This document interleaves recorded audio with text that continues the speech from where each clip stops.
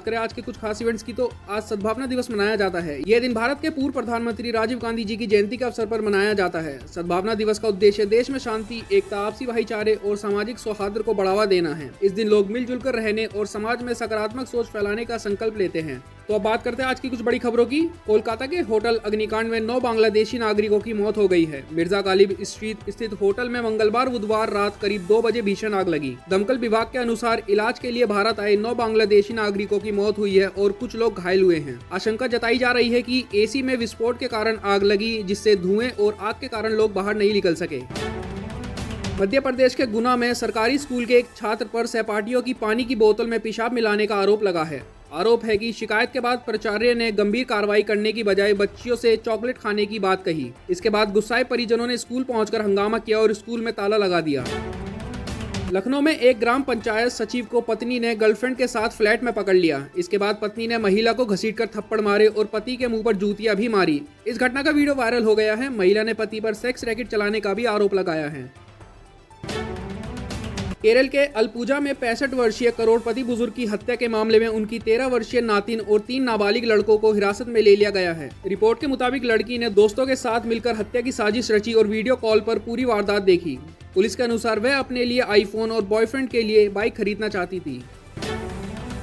Businessman Raj Kundra ने बताया कि 2021 के पोर्नोग्राफी केस में जेल के दौरान उन्हें खबर मिली थी कि शिल्पा शेट्टी उन्हें तलाक देने वाली हैं। राज कुंद्रा ने कहा कि उस रात वह सो ना पाए और उन्हें लगा कि वह अपनी जान दे दें, क्योंकि उनके लिए पत्नी और परिवार से ज्यादा जरूरी कुछ नहीं। लखनऊ के सावन मेले में बड़ा हादसा हुआ, जहां झूले की ट्रॉली अचानक टूटकर नीचे गिरी। हादसे में 3 भाई बहनों समेत कई लोग घायल हुए हैं। घटना का लाइव वीडियो सामने आया है, जिसमें झूला टूटने के बाद लोग चीखते चिल्लाते दिख रहे हैं। घायलों का आरोप है कि हादसे के बाद भी झूला तुरंत नहीं रोका गया। यूपी में आईपीएस अधिकारी आशुतोष मिश्रा ने अपनी 91 वर्षीय मां की मौत मामले में पुलिस जांच पर सवाल उठाए हैं। पोस्टमार्टम रिपोर्ट में मौत की वजह हार्ट अटैक बताई गई है, लेकिन आईपीएस अधिकारी का आरोप है कि उनकी मां के मुंह में तौलिया ठूसा गया था। चेहरे पर चोट और खून के निशान थे और जेवर भी गायब थे। कानपुर में 90 साल पुराना मकान खाली कराने के 2 घंटे बाद ही वह गिर गया। परिवार ने घटना के करीब 2 घंटे पहले मकान खाली कर दिया था। परिवार की एक वृद्धा का दावा है कि सोमवार शाम मकान के निचले हिस्से में बने मंदिर में पूजा के दौरान उन्हें देवी मां से मकान खाली करने का संकेत महसूस हुआ था। हरियाणा के पानीपत सिविल अस्पताल में 58 वर्षीय महिला मरीज के साथ रेप के आरोप में 2 दिन बाद उसकी मौत हो गई। डायबिटीज और हार्ट की मरीज महिला को गंभीर हालत में अस्पताल में भर्ती कराया गया था। पीड़िता ने आरोप लगाया था कि परिजनों को बाहर भेजकर सीटी स्कैन रूम का दरवाजा लॉक करने के बाद एक सिक्योरिटी गार्ड ने उसके साथ रेप किया। मंगलवार को रोहतक PGIMS में इलाज के दौरान उसकी मौत हो गई। बेंगलुरु के चिकाबनावारा में एक महिला पर प्रेमी के साथ मिलकर पति और 4-5 साल के बेटे की हत्या करने का आरोप है। पुलिस को शक है कि घटना के बाद घर में खून के धब्बे साफ किए गए ताकि किसी को संदेह ना हो। पुलिस ने आरोपी पत्नी को हिरासत में लेकर पूछताछ शुरू कर दी है। मुंबई में फूड सेफ्टी नियमों की अनदेखी पर 6 खाद्य प्रतिष्ठानों के लाइसेंस सस्पेंड किए गए हैं। महाराष्ट्र FDA की जांच में कई जगह गंदगी, खराब खाद्य सामग्री और हाइजीन संबंधी कमियां मिली। बांद्रा के ओटर्स क्लब में एनालॉग पनीर इस्तेमाल किया जा रहा था, जबकि दहीसर के डेली फ्रेश बेकर्स में गंदे फर्श पर केक बन रहे थे। वहां एक्सपायर्ड फूड कलर, जंगले के ओवन और कॉकरोच मक्खियों का जमावड़ा भी मिला। विमल इलायची के विज्ञापनों को लेकर शाहरुख खान, अजय देवगन और टाइगर श्रॉफ को जारी नोटिस पर महाराष्ट्र FDA ने सख्त रुख अपनाया है। FDA प्रमुख तुकाराम मूडे ने कहा कि संतोषजनक जवाब नहीं मिलने पर तीनों पर 10 लाख तक का जुर्माना लगाया जा सकता है। प्रतिबंधित वस्तुओं से जुड़े फसाई एक्ट की धाराओं के तहत भी कार्रवाई की जा सकती है। दिल्ली के सरकारी दफ्तरों में बायोमेट्रिक उपकरणों की CCTV से निगरानी होगी। दरअसल अप्रैल में मुख्यमंत्री रेखा गुप्ता के निरीक्षण के दौरान कई कर्मचारी ड्यूटी से गायब मिले थे। इसके बाद बायोमेट्रिक मशीनों में खराबी सामने आई, जहां जांच में उपकरणों के अंदर पानी मिला, जबकि आसपास कोई पाइपलाइन नहीं थी। ऐसे में उपकरणों पर जानबूझकर पानी डालकर खराब करने का अंदेशा जताया गया था। दिल्ली की सड़कों पर 200 नई इलेक्ट्रिक बसें उतारी गई हैं, जिनमें महिलाओं और छात्रों के लिए 56 विशेष बस सेवा शामिल हैं। इन बसों के शामिल होने के बाद दिल्ली में सार्वजनिक बसों का कुल बेड़ा करीब 6800 बसों का हो गया है। इनमें 4968 इलेक्ट्रिक हैं और 1750 CNG बसें होंगी। झारखंड में JSSC CGL परीक्षा रद्द होने के बाद करीब 2000 नियुक्त कर्मचारियों के सामने नौकरी का संकट खड़ा हो गया है। कुछ महीने पहले सरकारी नौकरी पाने वाले रोशन कुमार ने सोमवार रात मां को फोन कर रोते हुए कहा सब खत्म हो गया है मां। कर्मचारियों की मांग है कि निर्दोष अभ्यर्थियों की नियुक्ति रद्द न की जाए। झारखंड में जेएसएससी सीजीएल 2024 परीक्षा पास कर सरकारी नौकरी पाने वाले संदीप यादव ने परीक्षा रद्द होने के बाद अपनी परेशानी बताई है। यादव के मुताबिक उन्हें दफ्तर में घुसने नहीं दिया गया।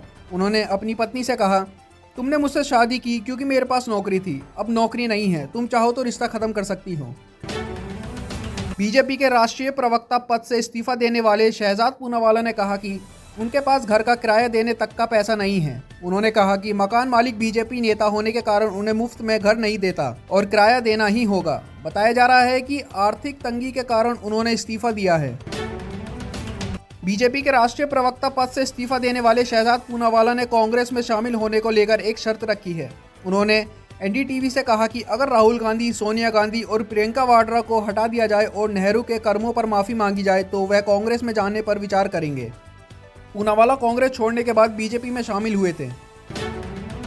रिपोर्ट्स के मुताबिक एन चंद्रशेखर के इस्तीफे के पीछे टाटा ट्रस्ट के साथ कैपिटल इलोकेशन और गवर्नेंस को लेकर मतभेद बताए जा रहे हैं। मनी कंट्रोल के अनुसार टाटा सन्स की लिस्टिंग को लेकर अनिश्चितता भी इसकी एक वजह रही। रिपोर्ट्स में कहा गया कि चंद्रशेखरन को आशंका थी कि मतभेद सार्वजनिक होने से निवेशकों और कर्मचारियों के बीच टाटा ग्रुप की शाखा प्रभावित हो सकती है। केंद्रीय मंत्री रामदास आठवले ने कॉकरोच जनता पार्टी के फाउंडर अभिजीत दीपके को अपनी party Republic party of India में शामिल होने का ऑफर दिया है। इस पर दीपके ने एनडीए से मिले ऑफर की खबर शेयर करते हुए इंस्टाग्राम पर लिखा, अभी 1 महीने पहले तो मैं एंटी नेशनल था तुम्हारे लिए। वित्त मंत्री निर्मला सीतारमण ने सरकारी बैंकों से जेनजी ग्राहकों के लिए कूल बनने को कहा है। उन्होंने कहा कि पब्लिक सेक्टर के बैंक युवाओं से जुड़े और उनसे बेहतर तरीके से संवाद करें। उन्होंने बैंकिंग इंडस्ट्री की संस्था द्वारा युवाओं में बैंकिंग को लेकर जागरूकता बढ़ाने के लिए मोबाइल फ्रेंडली पोर्टल शुरू करने समेत कई सुझाव दिए हैं। सोनिया गांधी अपनी संस्मरण पुस्तक belonging a journey of love में अपने जीवन से जुड़े कई अनुभव साझा करेंगी। यह किताब 10 नवंबर को प्रकाशित होगी। इसमें इटली में उनका बचपन, पूर्व प्रधानमंत्री राजीव गांधी के साथ उनके प्रेम संबंध और इंदिरा गांधी व राजीव गांधी की हत्याओं से जुड़ी उनकी यादों का जिक्र है। मध्य प्रदेश के बीजेपी विधायक पन्नालाल शाक्य की एक बयान पर विवाद हो गया है। एक कार्यक्रम में रामायण और महाभारत का उदाहरण देते हुए उन्होंने कहा कि इतिहास के सभी युद्धों में हजारों पुरुष मारे गए लेकिन कोई महिला नहीं मरी। उन्होंने माता सीता के संदर्भ में भी आपत्तिजनक शब्द का इस्तेमाल किया। मंच पर मौजूद विधायक प्रियंका पेंची ने उनके बयान का विरोध किया। ESPN के को-फाउंडर बिल रेसमुसेन का 93 साल की उम्र में निधन हो गया है। ESPN के अनुसार फ्लोरिडा स्थित उनके घर पर पार्किंसंस बीमारी के कारण उनकी मौत हुई। उन्होंने अपने बेटे स्कॉट के साथ मिलकर 1979 में दुनिया का पहला 24 घंटे चलने वाला स्पोर्ट्स टेलीविजन नेटवर्क ESPN शुरू किया था। रिटायरमेंट के बाद भी कमाई के कई विकल्प मौजूद हैं। बुजुर्ग लोग content writing, blogging, teaching, online tutor, legal consultant, financial advisor, visiting lecturer, event या टूर गाइड, NGO और सोशल वर्क जैसे क्षेत्रों में काम कर सकते हैं। इसके अलावा PG या होम स्टे चलाना भी एक अच्छा विकल्प हो सकता है।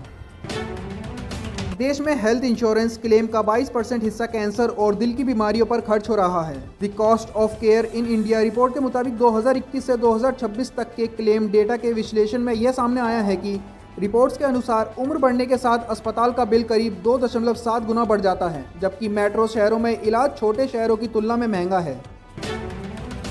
मध्य प्रदेश के खंडवा में आवारा कुत्तों की समस्या को लेकर नगर निगम के नेता प्रतिपक्ष दीपक राठौर अनोखे अंदाज में जनसुनवाई में पहुंचे।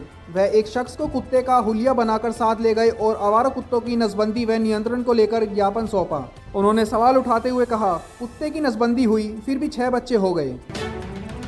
दिल्ली की एक वकील ने जेनजी इंटर्न को लेकर एक वायरल पोस्ट शेयर किया है। वकील के मुताबिक उनके इंटर्न ने सुबह 9 बजे कोर्ट आने से सिर्फ इसलिए मना कर दिया क्योंकि उसे जिम जाना था। इंटर्न ने कहा कि वह अपवाद के तौर पर सिर्फ एक बार ऐसा कर सकता है। वकील ने इस पर कहा कि ऐसी बात तो सामान्य नहीं बनाया जा सकता।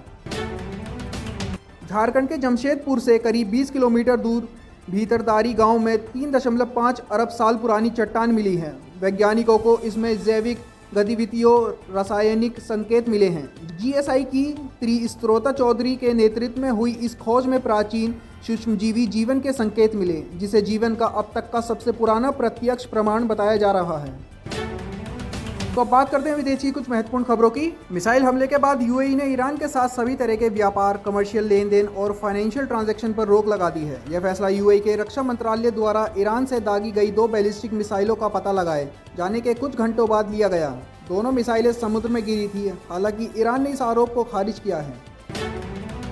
लश्कर-ए-तैयबा से जुड़े मौलवी नसीर मदनी का एक वीडियो सामने आया है जिसमें उसने दावा किया कि हाफिज सईद ने कश्मीर में 10,000 आतंकवादी भेजे थे। पाकिस्तान के यौम-ए-आज़ादी यानी 14 अगस्त पर भाषण देते हुए नसीर मदनी ने यह बयान दिया। उसके बयान में हाफिज सईद को लेकर एक और टिप्पणी भी सामने आई है। स्वीडन में रह रही भारतीय महिला ज्योति ने विदेश में कमाई को लेकर अपनी बात रखी है। उन्होंने कहा कि लोग विदेश की सैलरी की तुलना भारत की सैलरी से करते हैं, लेकिन वहां के खर्चों को नहीं देखते। उन्होंने बताया कि स्वीडन में किराया, टैक्स, किराना, परिवहन, बीमा और अन्य मासिक खर्च भी काफ़ी होते हैं। इसलिए विदेश जाने से पहले सोच समझकर फैसला लेना चाहिए। दुनिया के सबसे खुशहाल देश फिनलैंड से एक परिवार मुंबई शिफ्ट हो गया है। परिवार ने बताया कि वह चाहते हैं कि उनके बच्चे दुनिया को ज़्यादा देखें, नए लोग और संस्कृतियों को जानें और अलग अलग तरह की जीवन शैली का अनुभव करें। तो चलिए देखते हैं अब खेल जगत और मनोरंजन से जुड़ी कुछ खबरें। भारत ने अपने 600वें टेस्ट मैच में ऐतिहासिक जीत दर्ज की है। भारत ने गल में श्रीलंका को हराकर 2 मैचों की सीरीज़ में 0-1 की बढ़त बना ली है। भारत ने श्रीलंका में लगातार 6ठी टेस्ट जीत दर्ज की है और श्रीलंका के खिलाफ लगातार 11 टेस्ट से अजय हैं। श्रीलंका ने भारत को आखिरी बार 2015 में टेस्ट मैच में हराया था। मिस्र की फुटबॉल टीम के head coach Hossam Hassan hotel में अपनी 2 पत्नियों के बीच झगड़ा रोकते हुए बेहोश हो गए। दोनों महिलाओं के बीच हाथापाई में उन्हें मामूली चोटें आई और सिक्योरिटी के हस्तक्षेप के बाद मामला शांत हुआ। खबरों के मुताबिक बाद में हसन ने अपनी पहली पत्नी होवेदा अल घरबावी को आधिकारिक तौर पर तलाक दे दिया है। इन्फ्लुएंसर अपूर्वा मखीजा अब भारत में नहीं रहती हैं और न्यूयॉर्क शिफ्ट हो गई हैं। उन्होंने बताया कि उन्हें न्यूयॉर्क की तेज़ रफ्तार ज़िंदगी, फैशन, खाना और आर्किटेक्चर पसंद आया है। इंडियाज़ गॉट टैलेंट विवाद और दुबई का शेख 15 करोड़ देगा तो सोने को तैयार हूँ वाले बयान को लेकर चर्चा में आई थी। भोजपुरी अभिनेत्री अमरपाली दुबे ने रियलिटी शो भोजपुरी बवाल में अभिनेता गायक पवन सिंह को मजाकिया अंदाज में शादी के लिए प्रपोज किया। उन्होंने कहा कि दोनों शादी कर लें और साथ मिलकर बच्चे पालें। इस पर पवन सिंह ने जवाब दिया कि बच्चा आने के बाद उनकी जिम्मेदारी बढ़ जाएगी। अभिनेत्री अनुपमा परमेश्वरन ने अपने एक्स बॉयफ्रेंड को लेकर बड़ा खुलासा किया है। उनके मुताबिक एक्स बॉयफ्रेंड उन्हें पीरियड्स होने और महिला होने को लेकर शर्मिंदा महसूस कराता था और सवाल करने पर उनकी बातों को पीरियड से जोड़ देता था। उन्होंने कहा कि कभी उन्होंने 11 बच्चे पैदा करने का सपना देखा था, लेकिन अब वे बच्चे नहीं चाहती। दी ट्रेटर सीजन 2 में मल्लिका शेरावत की ड्रेस को लेकर विवाद हो गया है। बिलियनियर बिजनेसमैन संजय पासी की पत्नी और शो की प्रतिभागी शालिनी पासी ने महिला पर फेक डिजाइनर ड्रेस पहनने का आरोप लगाया है। मल्लिका ने अपनी ड्रेस को डाल्चे एंड गबाना का बताया था, जिस पर शालिनी ने अन्य प्रतिभागियों से कहा कि उन्होंने उसका ब्रांड देखा था और मल्लिका झूठ बोल रही है। शुभ्रा शेट्टी ने फिल्म मेकर अनुराग कश्यप के साथ अपने रिश्ते और दोनों के बीच 20 साल के उम्र के अंतर पर बात की है। उन्होंने बताया कि उनकी मां अनुराग कश्यप को मजाक में बकरा कहती थी। शुभ्रा के मुताबिक उनकी मां को लगता है कि अनुराग इतने नासमझ हैं कि उनके साथ है और वह पत्नी की हर बात मानने वाले पति जैसे हैं। ऐसी बड़ी खबरों के लिए जुड़े रहिए हमारे साथ। जय हिंद, जय भारत।